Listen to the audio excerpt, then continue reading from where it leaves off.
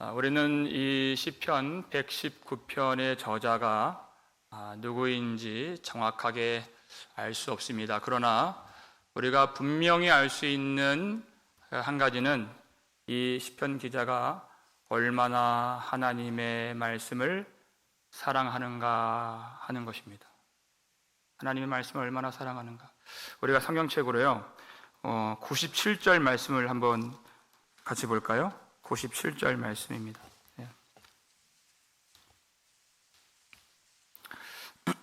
97절 함께 읽겠습니다. 내가 주의 법을 어찌 그리 사랑하는지요. 내가 그것을 종일 작은 소리로 읊조리나이다. 아멘. 내가 주의 법을 어찌 그리 사랑하는지요. 내가 그것을 종일 작은 소리로 읊조리나이다.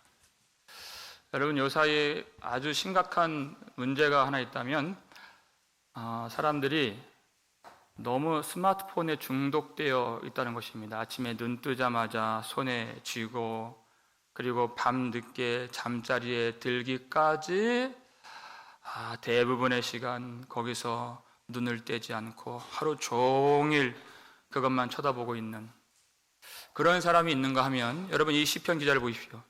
내가 종일 그 하나님의 말씀을 작은 소리로 읊조리나이다 그랬습니다. 여러분, 집에 돌아가셔서 이 시편 119편을 계속 여러분 묵상하시고 또 소리를 내어서 읽어보시고 그렇게 말씀을 여러분 읽어보시길 바랍니다. 하나님의 말씀을 사랑합니까? 라고 물어보면 우리는 다 사랑한다고 말은 하겠지만은 우리 마음 한구석에서 우리 하나님을 향한 그런 죄송한 마음이 들 수 있는 그런 마음일 수 있습니다. 그러나 이 시편 119편은 우리로 하여금 하나님의 말씀을 더욱 사랑하게 만들어주고 또 그 말씀에 감격하게 해주고 더 기쁨으로 그 말씀 앞에 우리를 서도록 도와주는 그런 생명의 말씀인 줄 믿으시길 바랍니다. 그래서 묵상해야 되는 것입니다. 우리 1절 말씀부터 우리 하나씩 살펴보겠습니다. 1절 말씀 읽겠습니다. 행위가 온전하여 여호와의 율법을 따라 행하는 자들은 복이 있으며. 여러분, 하나님께로부터 오는 복을 받는 길은 하나밖에 없습니다. 여호와의 율법을 따라 행하는 자들은 복이 있으며. 다른 방법이 있습니까? 그럼 여기서 먼저 우리가 짚고 넘어가야 할 것이 무엇이냐? 여기서 말하는 율법이라는 것이 무엇이냐? 율법이 무엇이냐? 하는 것입니다. 로마서 3장 20절 보면은 사도 바울이 율법이란 우리가 율법을 행하는 것으로 의를 얻지 못하는 죄를 깨닫게 해주는 것이 율법이다라고 해석을 해주지만은 그것은 작은 의미의 율법인 것입니다. 이것을 하면 살고 이것을 행하지 아니하면 죽는다라고 하는 그것은 작은 의미의 율법입니다. 여기서 말씀하는 큰 의미의 율법은 하나님의 모든 말씀을 의미하는 것입니다. 여러분, 하나님이 율법을 왜 주셨을까요? 하나님은 이 백성들을 실족하게 하려고 그리고 실패하려고 율법을 주신 것이 아니라 이 백성들과 언약을 맺으시려고 율법을 주셨습니다. 언약의 내용이 무엇입니까? 너는 내 백성이 되고 나는 너희의 하나님이 되리라는 것입니다. 그들과 관계를 맺고 하나님이 그들에게 사랑을 보여주시고 구속의 은혜를 베풀어 주시기 위하여 율법을 주셨다는 것입니다. 그 하나님의 은혜의 말씀이 여기서 율법인 것입니다. 하나님이 그 백성들과 언약을 맺기 위해서 모세를 시내산 꼭대기로 부르시죠. 모세가 하나님이 강림하시는 영광의 구름 속에서 40일 동안 율법의 말씀을 받습니다. 그리고 언약을 맺으십니다. 그때 여러분, 모세가 산 위에서 하나님의 말씀을 받는 그 동안에 산 아래에서는 어떤 일이 벌어졌습니까? 사람들이 아론에게 나아가서 우리를 위하여 우리를 인도하여 낸 신을 만들라. 금송아지를 만들고 금송아지를 섬기는 그런 패악한 일을 저질렀습니다. 하나님이 노하실 수밖에 없죠. 언약을 맺는 그 순간에 그들은 하나님을 배신했다는 것입니다. 그거를 모세가 보고서 어떻게 합니까? 하나님이 그의 손가락으로 친히 써주신 그 율법의 증거 돌판을 산 아래로 던져서 그 돌판을 깨뜨렸다는 것입니다. 여러분, 증거의 돌판이 깨졌다는 것은 무엇을 의미합니까? 하나님과의 언약이 깨졌다는 뜻입니다. 이들 백성들 스스로는 그것을 회복할 수 있는 방법이 없죠. 여기서 이 순간 중요한 것은 하나님이 어떻게 하시는가인 것입니다. 하나님이 어떻게 해주시는가에 따라서 그들의 운명과 그들의 모든 미래와 생명이 거기에 달려 있습니다. 하나님이 어떻게 하시는가? 이들을 버리실 것인가? 어떻게 하시죠? 하나님이 모세로 하여금 다시 올라와라. 다시 율법을 주십니다. 하나님의 영광이 모세 앞에 지나갑니다. 그리고 그때 하나님이 당신이 누구신가? 하나님의 이름을 가르쳐 주십니다. 그 이름이 무엇입니까? 출애굽기 34장 6절 말씀 읽겠습니다. 여호와께서 그의 앞으로 지나시며 선포하시되 여호와라 여호와라 자비롭고 은혜롭고 노하기를 더디하고 인자와 진실이 많은 하나님이라. 아멘. 바로 그 폐역한 현장에서 하나님이 누구신가? 여호와라 여호와라 자비롭고 은혜롭고 노하기를 더디하고 인자와 진실이 많은 하나님이라. 하나님은 죄를 용서하시는 하나님이시며 범죄한 자들을 불쌍히 여겨주시는 하나님이시며 그들에게 은혜를 베풀어 주시는 자비로운 하나님 아버지가 되신다는 것입니다. 하나님이 그들을 왜 불러주셨다고요? 하나님의 사랑을 보여주시기 위하여. 언약을 맺는다는 것은 바로 그것입니다. 그 사랑을 보여주시기 위하여 그들이 범죄했을 때, 하나님을 버렸을 때 도리어 긍휼히 여겨주시고 다시 율법을 주심으로써 언약을 맺어주신 인자와 진실이 많으신 하나님이심을 보여주신 것입니다. 그때 받은 율법, 그것이 뭡니까? 하나님의 모든 사랑의 마음이 담겨진 은혜의 복음이라고 하는 것입니다. 여기서 말씀하는 율법은 바로 복음을 말하는 것입니다. 여러분, 어떻게 우리가 예수를 믿었나요? 하나님 앞에 죄가 가득한 우리가 어떻게 하나님의 자녀가 되었나요? 요한복음 1장 14절 보니까 말씀이 육신이 되사 우리 가운데 거하심에인 것입니다. 범죄한 우리는 하나님께 나아갈 수가 없습니다. 우리가 할 수 있는 일이 아니었습니다. 하나님이 그 아들을 보내주셔서 예수께서 십자가에서 피를 흘려주심으로써 우리에게 성령이 부어주신 것입니다. 그 성령께서 우리 안에 거하시는 말씀이신 예수의 영이 우리 안에 들어오시는 그 놀라운 일을 통하여 우리가 하나님의 자녀가 된 것입니다. 말씀이 우리 안에 들어오게 된 것입니다. 그러니까 이것은 사람의 지혜와 의지나 노력이나 성품으로 되는 것이 아니라 오로지 하나님의 은혜로 되는 것입니다.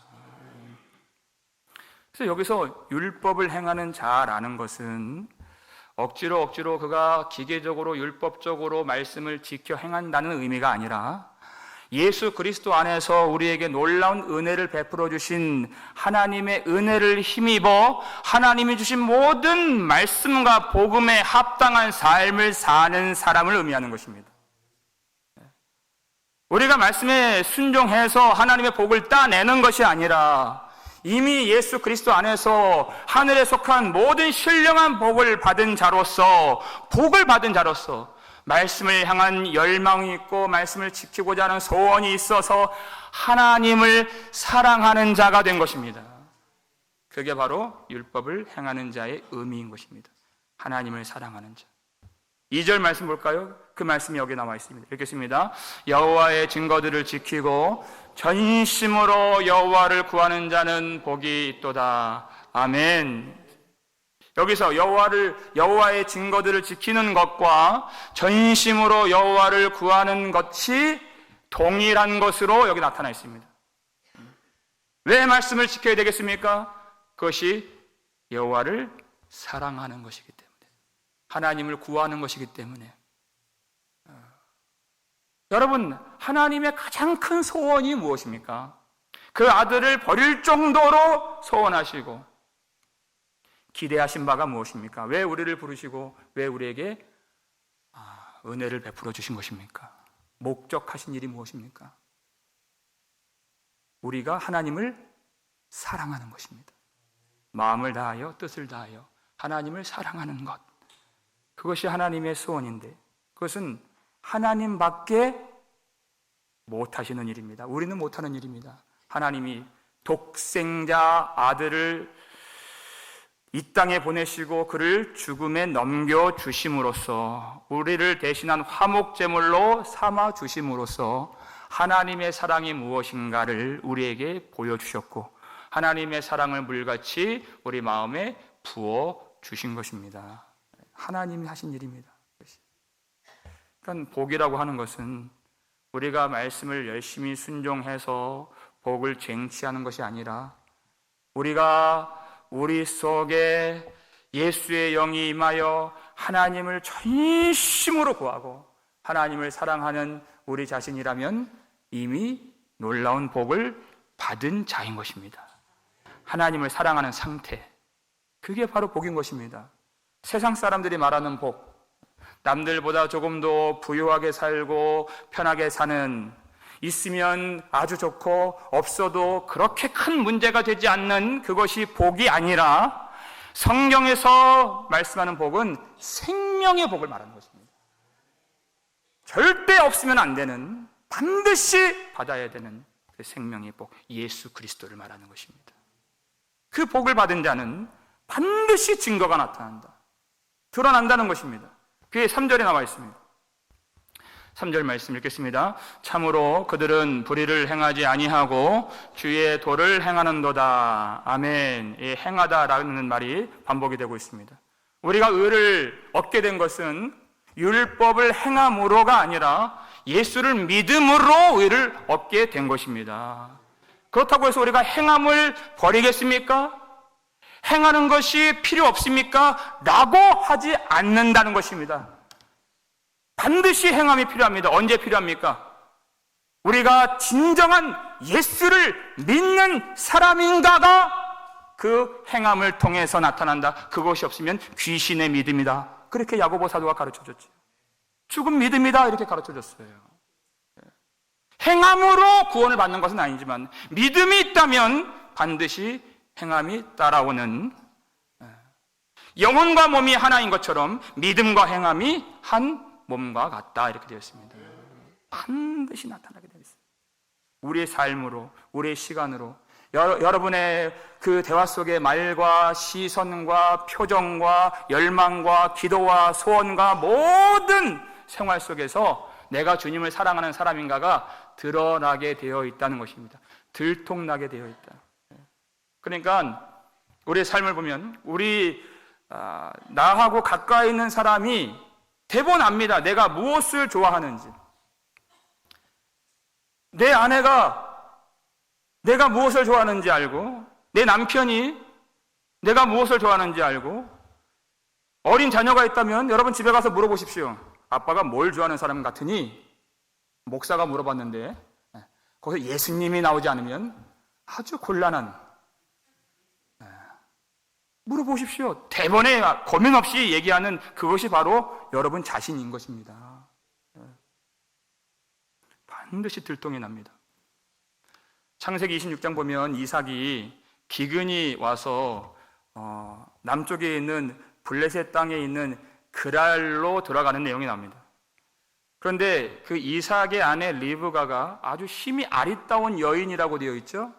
그러니까 그 그랄 사람들이 리브가를 보고 누구냐라고 물어요. 그랬을 때 이삭이 누구라고 뭐라고 대답을 합니까? 그는 내 누이라라고 대답을 합니다. 왜냐하면 아내라고 얘기를 하면 자기를 죽이고 빼앗아 갈까 봐 두려워서 아내 누이라고 얘기를 한 겁니다.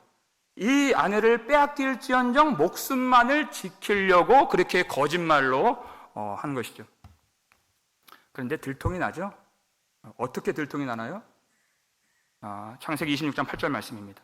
읽겠습니다. 이삭이 거기 오래 거주하였더니 이삭이 그 아내 리브가를 꾀하는 것을 블레셋 왕 아비멜렉이 창으로 내다본지라. 아멘. 아멘 하기가 좀 이상한 그런 본문이지만 아비멜렉이 참 이상한 취미를 갖고 있어요. 왜 남의 집 창문을 엿보고 이렇게 하는지는 모르겠지만 들통이 났습니다. 여러분, 이삭이요 아주 대단한 사랑꾼이었습니다. 한두 번 해본 솜씨가 아니죠. 그를 알 정도로 그의 아내를 꾀안는 그것을 보고서 누이가 아니구나, 아내이구나 라는 것이 발각되었다는 것입니다. 하나님을 사랑하는 것이 그것이 드러나지 않겠습니까? 구주를 생각만 해도 이렇게 좋거든. 그 얼굴 배울 때에야 얼마나 좋으랴. 우리가 참 좋아하는 찬양입니다. 그렇게 찬양을 부르고 이제 집에 돌아갑니다. 그런데 우리가 예배 때 폈던 이 성경책, 우리 교회 왔다 갔다 할 때 들고 다니는 가방이 있죠?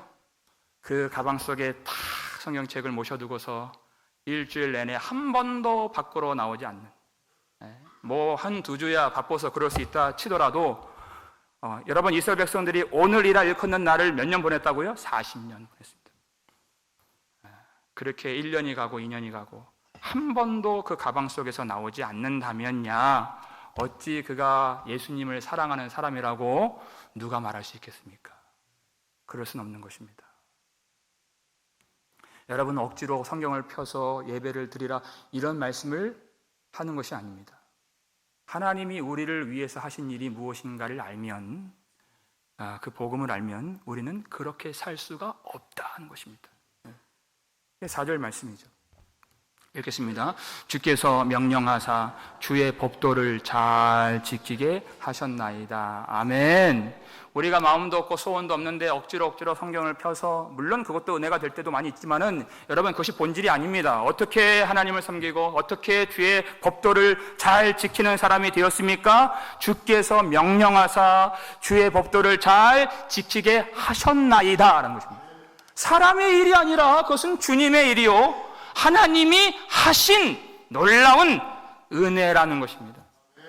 예수 그리스도를 통하여 우리에게 부어주신 그 은혜로 말미암아 우리는 주의 법도를 행할 수 있게 된 것입니다. 하나님 해주신 것입니다. 여러분, 은혜를 받는다는 것이 무엇입니까? 은혜를 받으면 자원하는 심령이 되는 것입니다. 시켜서 하는 것이 아닙니다. 여러분, 수가성 여인을 아시죠? 그가 결혼에 5번 실패하고 지금도 동거하는 남자가 있는데 남편이 아닌 그 사람들에게 손가락질 받는 그런 여인 앞에 예수님이 찾아가서 그를 만나 주셨습니다. 그래서 그 여인에게 해주신 말씀이 뭐냐면 진정한 예배에 대한 말씀을 주셨습니다. 그렇게 사마리아 출신이고 실패한 인생이고 사람들에게 손가락질 받고 아무 소망이 없는 그런 사람이라도 영과 진리로 예배할 수 있는 때가 온다는 것입니다. 영과 진리라는 것은 뭐냐면, 진리는 예수 그리스도입니다.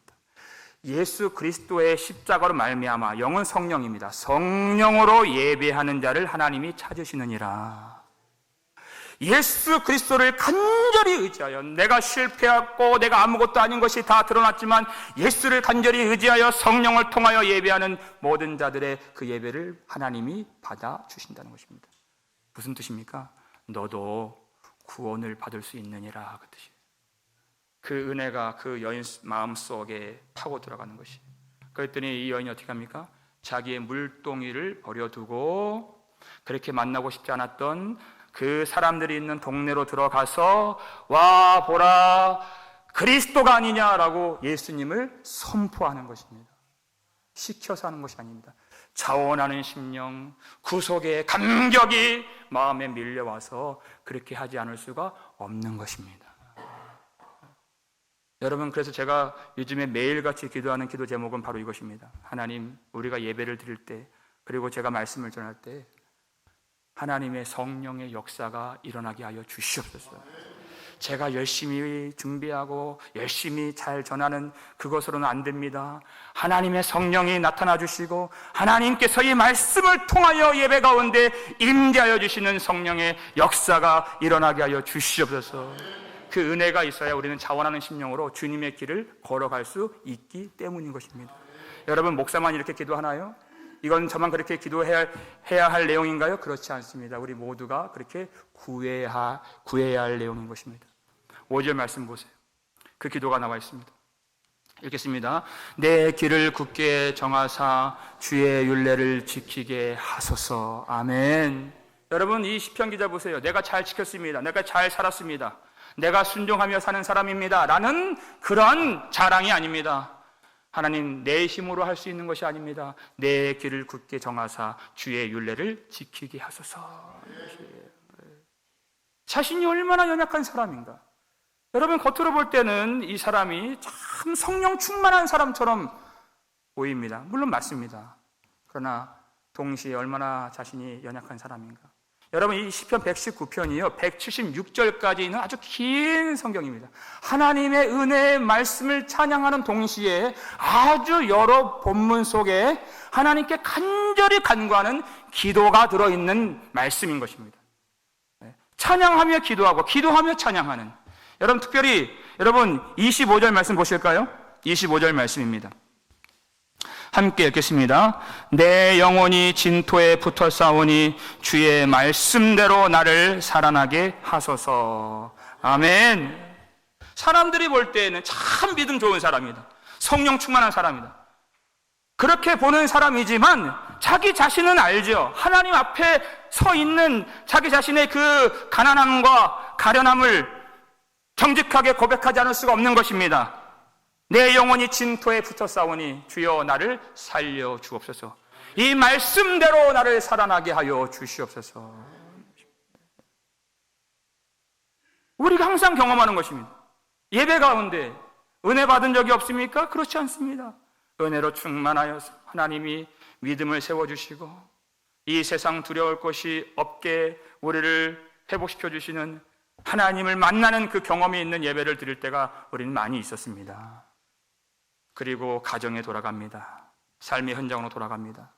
판판이 깨질 때가 많이 있습니다. 분명히 오전에 이 말씀 듣고 우리가 용기를 얻었는데, 힘을 얻었는데, 여러분 얼마나 거센 그런 도전이 있습니까? 마귀의 공격이 있습니까? 우리의 마음의 그릇, 하나님의 은혜로 부어주신 이 마음의 그릇을 뒤엎어버리려고 하는 그런 무서운 시험이 있지 않습니까? 제가 요즘에 기도를 할 때, 특별히 우리 금요일 날에는 기도를 많이 하지 않습니까? 그래서 제가 그 기도 말미에 항상 드리는 기도가 있습니다. 하나님, 오늘 이 밤에 주신 은혜, 삶 속에서 잃어버리지 않게 하여 주시옵소서.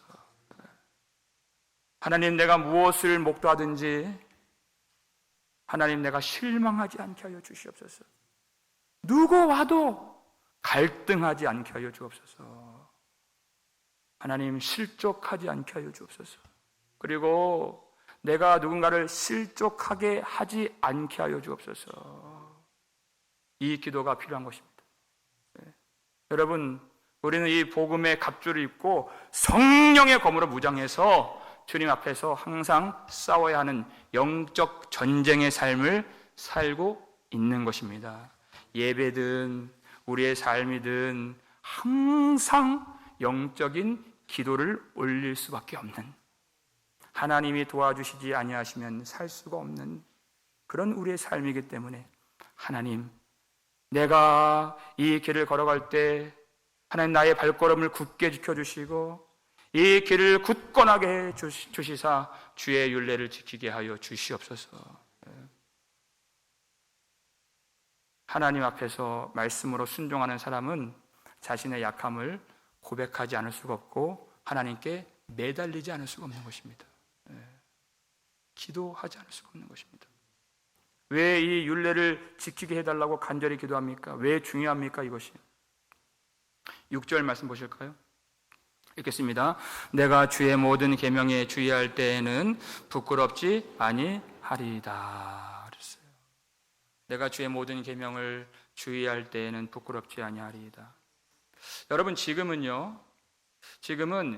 이 말씀에 잘 순종하는 사람과 말씀 없이 사는 사람, 하나님을 사랑하지 않는 사람의 인생을 볼 때 별로 차이가 나지 않는 것처럼 보일 때도 많이 있습니다. 하나님을 사랑하지 않고 말씀을 주의하지 않는 사람도 사업할 때 잘 되는 사람이 많이 있지요. 그 몸도 건강한 사람이 많이 있지요. 자녀들도 형통하고 다 잘 풀리는 사람이 많이 있습니다. 하나님 없이 사는 사람도 성공하는 사람 많습니다. 그러나 지금은 별 차이가 없는 것처럼 보여도 아주 극명한 차이를 보이는 순간이 반드시 오는데 우리가 하나님 앞에 서는 그 날인 것입니다. 부자와 나사로가 서로를 건널 수 없는, 그것을 되돌릴 수 없는 그 전혀 다른 처소에 들어가게 된 것처럼 하나님을 알지 못하고 주의 길로 행하지 않는 자들은 하나님의 칭찬과 영광을 얻지 못하고 반드시 영원한 수치와 부끄러움을 면할 길이 없는 데 들어가게 된다는 것입니다. 여러분, 믿음으로 산다는 것, 여기서 우리가 잘 살려고 사는 것입니까? 그렇지 않습니다. 우리가 바라보는 나라가 있습니다. 우리가 기대하는 그 순간이 있습니다. 나를 위해 예비하신 고향 집에 돌아가 아버지의 품 안에서 영원토록 살리라. 우리는 그날을 바라보면서 이 험한 세상 믿음으로 사는 사람들인 것입니다. 하나님을, 예수님을 사랑하는 자들에게 예비하신 의의 면류관을 기대하면서 우리의 힘을 다하여, 피곤할 때도 있지요, 아플 때도 있지만은 우리의 힘을 다하여 주님을 섬기는 사람들인 것입니다. 사랑하는 여러분, 여러분, 우리 마지막 순간이 올 텐데요. 요즘은 정말 일주일에 한 번씩, 2주에 한 번씩 부고의 소식, 소천의 소식들을 제가 듣습니다. 우리 반드시 우리 그 하나님 심판대 앞에 서게 될 터인데 그날에 후회함이 없기를 주님의 이름으로 축원합니다. 그 문턱을 바라보면서 내게 힘을 주셨을 때, 내게 은혜를 주셨을 때 하나님을 그렇게 섬기지 못하고 주님의 율례에 주의하지 못하고 주님을 예배하지 못한 것 때문에 여러분, 그 슬픔에 눈물을 흘리지 않는, 후회함이 없는, 나의 모든 진액까지 다 쏟아부어서 주님을 충성스럽게 섬길 수 있는 저와 여러분 되시기를 주님의 이름으로 축원합니다. 그것이 우리의 인생인 것입니다. 주님은 그런 하나님의 백성들에게 반드시 영원한 영광을 주실 줄로 믿습니다. 그러기 위해서 우리에게 필요한 것, 이 말씀의 은혜가 무엇인가, 그 말씀의 은혜가 무엇인가를 깊이 깨닫는 것입니다. 그 은혜가 없으면 우리는 주님을 섬길 수가 없기 때문에 그렇습니다. 7절 말씀 보실까요? 읽겠습니다. 내가 주의 의로운 판단을 배울 때에는 정직한 마음으로 주께 감사하리이다. 아멘. 여러분, 여기서 이 시편 119편이 176절까지 되어 있는데요, 하나님의 말씀이라고 하는 이 말씀을 아주 여러 가지 단어로 그렇게 교차적으로 사용하는 것을 볼 수 있습니다. 말씀, 약속, 율례, 교훈, 증거, 법도, 명령, 판단, 아주 많은 단어가 여기에 들어가 있는데 그냥 이렇게 이 워드 플레이를 한 것이 아니라 그 하나하나의 고유한 의미가 담겨져 있기 때문에 그런 용어들을 교차적으로 사용한 것입니다. 여기서 주의 말씀을 배울 때에는 그것도 의미가 맞지요. 그러나 여기서는 주의 의로운 판단을 배울 때에는 여기에서 더 깊이 들어가는 무언가가 있다는 것입니다. 주님의 의로운 판단이 무엇입니까? 주님은 각 사람을 심판하시고 판단하시는 분이십니다. 그런데 주님이 나를 어떻게 판단하셨습니까? 죄 많은 우리를 어떤 시선으로 보시게 되셨습니까? 이 세상에서 가장 놀랍고 신비로운 것은 우리가 하나님의 자녀가 되었다는 것입니다. 주님이 우리를 보실 때 보배롭고 존귀한 하나님의 자녀로 보신다는 것입니다. 주님의 의로운 판단을, 그 은혜를 배우게 하여 주시옵소서. 하나님의 은혜로 이 쓸데없는 자 왜 구속하여 주는지 난 알 수 없도다. 왜 이런 자격이 없는, 죄가 많은 이런 나를 하나님이 구속하여 주시는지 그 은혜를 더 알기를 원합니다. 이 죄 많은 사람을 위하여 죄가 없으신 독생하신 아들을 십자가에 넘겨주시기까지 베푸신 그 사랑이 무엇인가, 우리가 그 은혜를 알기를 원합니다. 그 은혜를 배울 때 내가 진심으로 주께 감사하리이다. 그 은혜를 안다면 이 험한 세상 우리가 초라하게 살 수 없는 것입니다. 얼마나 위험한 세상입니까? 얼마나 불안한 인생입니까?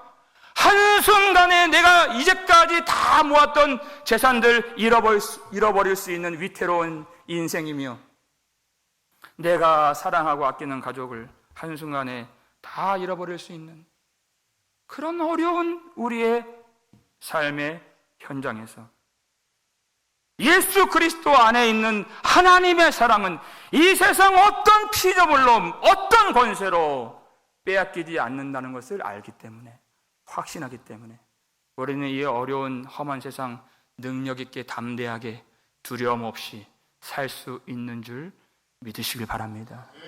그 하나님의 놀라운 은혜를 깨닫게 하여 주시옵소서. 하나님이 주신 모든 것이 다 감사하지만 결국은 썩어지고 사라지고 쇠하여지고 없어질 것들에 대한 감사가 아니라 영원히 없어지지 않는 하나님의 생명의 말씀에, 의로운 판단에, 놀라운 은혜의 이 복음에 깊이 감사할 수 있는 저와 여러분 되실 수 있기를 주의 이름으로 축원합니다. 그 은혜 복음을 깨닫고 깨닫는 그 순간에 우리의 모든 소원은 하나님께 집중되어서 하나님을 섬기며 하나님을 사랑하며 주의 길로 걸어갈 수 있는 자들인 것입니다. 그래서 마지막으로 이 시편 기자가 하나님 앞에서 결단하게 됩니다. 우리 마지막 8절 말씀 읽겠습니다. 내가 주의 율례들을 지키오리니 나를 아주 버리지 마옵소서. 아멘. 하나님의 은혜를 받으면 하나님의 말씀대로 살고자 하는 강한 이 소원과 이 결단과 다짐이 임하게 되는 것입니다. 그러나 그것도 내 힘으로 하는 것이 아닙니다. 내 지혜, 내 결단으로 이룰 수 없사오니 나를 아주 버리지 마옵소서. 이 기도가 필요한 것입니다. 하나님의 은혜로 되는 줄 믿습니다. 그 뜻입니다. 인생은 두 가지밖에 없습니다, 여러분. 하나님을 사랑하여 주의 길로 걷는 인생이 있는가 하면, 하나님을 사랑하지 않고서 교회는 다닐지 몰라도 하나님을 사랑하지 않고 주의 길로 가지 않는 자가 있는 것입니다. 중간지대는 없습니다. 이 둘밖에 없습니다. 열왕기상 18장 21절 보니까 갈멜산에서 엘리야가 바알 선지자들 450명과 전투를 벌일 때, 누가 과연 참 하나님이신가의 전투를 벌일 때 엘리야가 기도를 하려고 할 그 순간에 백성들을 불러 모읍니다. 그리고 뭐라고 얘기합니까? 너희가 어느 때까지 둘 사이에서 머뭇하려느냐 하는 것이, 너희가 여호와와 바알 그 사이에서 어느 때까지 머뭇하려느냐. 중간지대에 있다는 것이 아니라 바알을 섬긴다는 뜻입니다. 그랬더니 성경 보니까요, 그 엘리야의 그 외침에 이 많은 백성들이 한마디도 하지 않고 입을 콕 다물고 있습니다. 대답을 안 했습니다. 어떤 고백도, 결단도, 찬양도, 회개도 나오질 않았습니다. 그들은 할 수가 없다는 뜻입니다. 그들은 스스로 고백할 수가 없고, 회개할 수가 없고, 돌이킬 수가 없고, 찬양할 수가 없는, 누가 일하셨습니까? 하나님이 엘리야의 기도를 들으시고 위로부터 불을 내려 주심으로써 그 도랑까지 물을 다 핥아버리는 큰 불이 임하여 졌을 때 여호와 그는 하나님이시로다, 그들이 입술을 열어서 여호와 그는 하나님이시로다 선포하고 고백하게 만들어 주신 것입니다.